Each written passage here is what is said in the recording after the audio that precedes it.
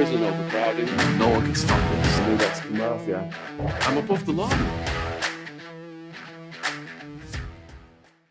All right, next question is, what is prison rage? Prison rage is when you've been through some things, some scary stuff, and you held it and suppressed it inside you, and then you get out of prison and years later, someone gets in your face, or there's some kind of stressful situation with someone, and you just get this insane rage, like you see the red mist, and you blow up, and you start yelling, and you're ready to fight someone.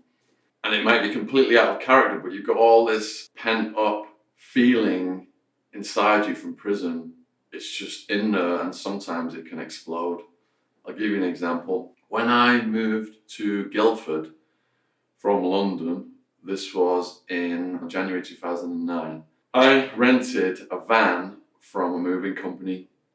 So I'm moving down south now at my parents' house, moving into the house owned by my friend Mike Hot Wheels, the DJ out of LA, who also got deported.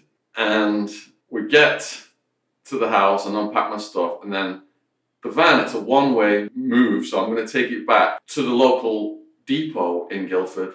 So basically I've come from the north of England, drove 4 or 5 hours, wherever it was, and I'm dropping it off at a different place I picked it up. And when I got there, there's 3 young men got a bit stroppy with me. First thing they said was, you can't park the van here, park it over there. So I'm thinking, all right, no big deal. Get back in the van, go and park it over there. Then I go in and say, look, I've done all this now, booked all this to drop it off here. It's a one-way deal. And then they said, we don't do one-way deals. You can't drop it off here.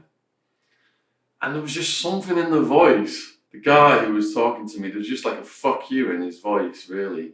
And if there'd been that fuck you in his voice in prison, it would have been a situation where I would have had to call this guy out and would have had to have a fight. So hearing this fuck you in his voice, something started to react in my brain. And now I'm starting to breathe heavy and my heartbeat's going, and this anger is just, I've only been out of prison just over a year. And here's this guy now just showing me complete and utter disrespect. And I'm thinking, I've come from a society where you just can't do this, and I just can't let this go. So then I just started snapping on this guy and saying, you are fucking taking this van. I've booked it, so it's going to be dropped off here. You're full of shit. You can't be talking to me like this, disrespecting me like this. And there's 3 of them. And this guy's he's stepping forward as if he's about to fight me. And I'm stepping forward as if I'm about to fight him. And his mates grab him back. And Mike Hot Wheels grabs me back. And I'm just absolutely fuming. I'm like, fuck you. When I got out of there, me and Mike been great friends for years. And he's seen me in all kinds of crazy situations, in parties, high on GHB, crystal meth, ecstasy, everything, behaving crazy. But he said, I've never seen you get violent like that, threaten someone. He's never ever seen that. He saw me put my head through a wall and just miss a 9-inch nail when I was high on GHB, but he's never seen me just explode on somebody like that. So that's what prison rage is. And when you first get out of prison, your mind is still locked into that, really. It's so intense. You're institutionalized. And like I mentioned in the other video, the laws that apply in prison don't apply to society. So when normal civilians violate those laws, it's still triggering that reaction in your brain that you're conditioned to believe in. So it took years, really. I had about 3 or 4 prison rage incidents. And the last one was about 4 years after I got out. And I was going to get my car and bring it to the house to load it up with my things because I was going to speak at a school. And I was running a bit late and I needed to get to my talk on time. You can't leave 200 kids in a hall just standing there. When I got back to my road, a truck was delivering goods to the pub on the end of the road.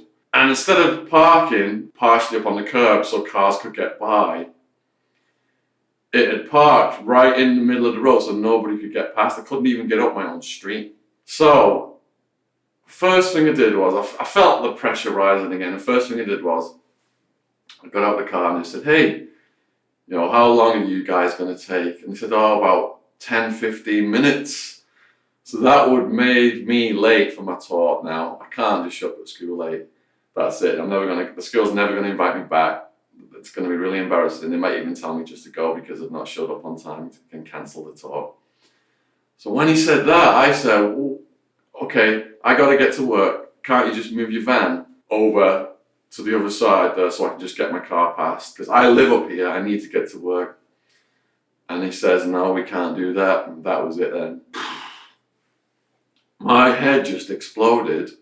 And I just started walking towards these guys. There was two of them, like I was going to fight both of them. And it was really uncharacteristic of me. You know, I'm a yoga person, a peaceful person. I just started yelling, I've got to get to fucking work, motherfuckers! You know, with that deep prison voice thing, like you do if you're under threat in prison. You know, they could have just probably beat me up. They looked like they could have beat me up, the two of them.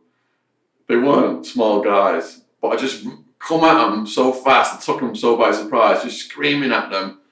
They were like, all right, chill out, we'll move the van, and they moved the van. And I remember that prison rage feeling, it lasts for hours. I had to go to that school and do that talk. I was still on this adrenaline spike. And it took hours for me to calm down from that prison rage. So, if you know someone who's been in prison, and they're behaving normally when they get out of prison, they're perfectly calm, beware, because if someone triggers that prison rage, they lose their rational ability to think, and they just flash back to that violent environment, and they're capable of doing anything. I mean, if I'd got in fights with any of those guys, I could have gone back to prison. But once that part of your brain takes over, the amygdala, the reptilian, that's it then. You'll just do anything. You'll do the stupidest things in the world. So I credit now all this yoga and meditation for helping keep my prison rage in check. And hopefully it's not going to get triggered by anyone in the future. Appreciate all your questions. Almost at 200,000 subs now, in the high 80s. Going to be at over 100,000 subs by the end of the year.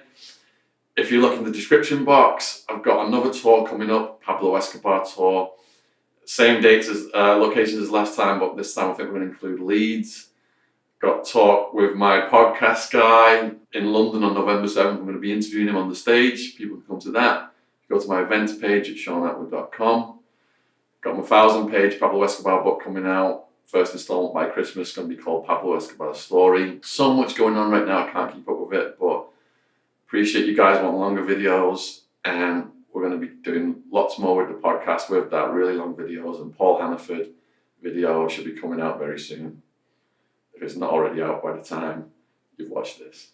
Cheers from my hotel room in Dorset.